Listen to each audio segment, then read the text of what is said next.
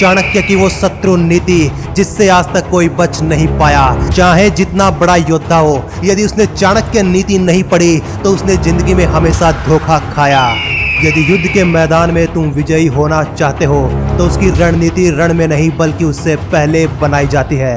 यदि चाहते हो तुम रण में विजयी होना तो युद्ध से पहले अपने शत्रु को पूरी तरह से शांत रखो। खुद को केवल एक मामूली सा योद्धा दिखाओ और मैदान में जाते ही उसे पूरी तरह से शांत कर दो।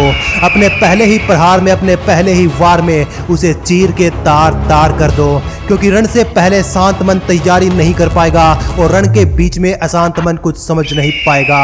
हमेशा अपने शत्रु के कमजोर भाग का पता करो, उसकी कमजोरियों को जानो और वही सर्वाधिक प्रहार करो ताकि जीत आपकी सुनिश्चित हो जाए और कम से कम आपको शक्ति लगानी पड़े। यदि आपसे हारता हुआ आपका शत्रु आपसे क्षमा मांगे, आपसे दया की भीख भी मांगे, तो कभी भी उसे क्षमा मत करो बल्कि वहीं पर कुचल डालो, क्योंकि भविष्य में वही आपके डसने के लिए फिर से आप पर वार करेगा। हमेशा याद रखना कि रोग, सांप और शत्रु, इन्हें कभी भी घायल मत छोड़ना, क्योंकि बाद में यही आपकी मृत्यु का कारण बन सकते हैं। या तो इन्हें छेड़ो मत और यदि छेड़ दिया तो फिर इन्हें छोड़ो मत। जब कोई अपने स्वाभिमान में अंधा हो जाता है तो वही स्वाभिमान उसका सबसे बड़ा शत्रु बन जाता है। वही स्वाभिमान उसे कमजोर बनाता है और वही स्वाभिमान उसे क्रोधी बनाता है और यही उसकी हार का कारण बनता है।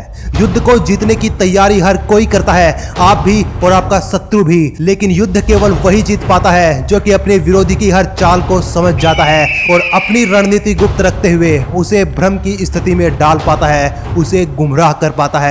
वही उस पर अचानक से प्रहार करके उसे ढेर कर पाता है और रणभूमि में वही असली योद्धा कहलाता है। युद्ध भूमि में दया और दान का कोई स्थान नहीं होता, क्योंकि इतिहास केवल उसी का लिखा जाता है जो कि रणभूमि में, युद्ध भूमि में विजयी हुआ हो। फिर मायने ये नहीं रखता कि उसने छल कपट किया या फिर आपने शत्रु को क्षमा कर दिया।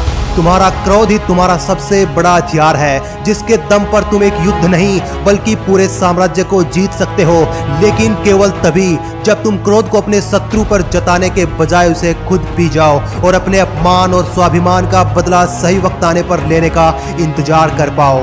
युद्ध के मैदान में शत्रु को हमेशा क्रोध दिलाओ ताकि उसे कोई भूल हो जाए, मन उसका अशांत हो जाए, अधीर हो जाए और इसी बीच में वो कोई गलती कर जाए और उसी गलती का फायदा उठा करके तुम उसे समूल नष्ट कर सको।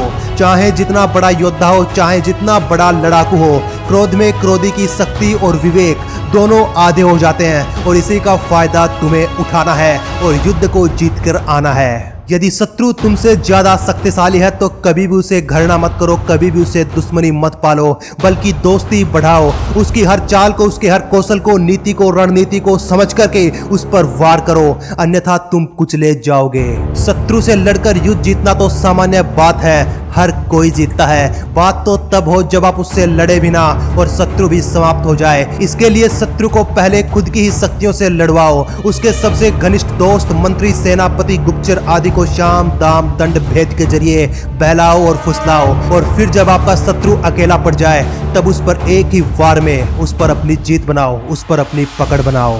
तो ये है चाणक्य शत्रु नीति के वो गुप्त सूत्र जिनको अपना करके आप जिंदगी में हर बार, हर कहीं अपनी विजय को निश्चित कर सकते हैं।